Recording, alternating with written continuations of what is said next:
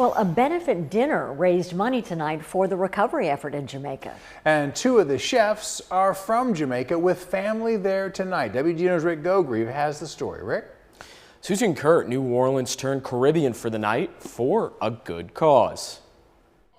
The smells of the Caribbean filled the air for the Jamaica benefit dinner at Paradigm Gardens. All the proceeds will go towards Hurricane Melissa relief in Jamaica. The venue's owner says he knows it's a drop in the bucket, but he's happy to help however he can. Each drop for an individual person goes a long way, and since this money is going to our direct contacts on the ground who are plugged in the community of Jamaica, those drops will make a big difference for the people that get the funds and their immediate community.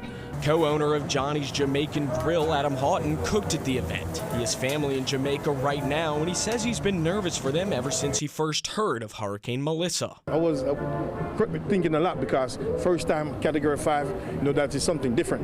Because when I see the eye, it's almost bigger than Jamaica. I keep in touch with them in 15-20 minutes. Chef Wayne Williams with 14 Parishes also has family in Jamaica who have been dealing with power outages since Melissa made landfall. His biggest concern is that many are still recovering from previous storms. A lot of those same people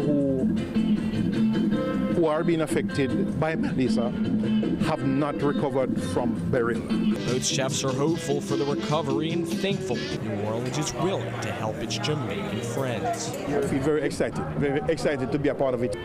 I applaud the people, man. Give thanks, man, and blessings. Appreciate this.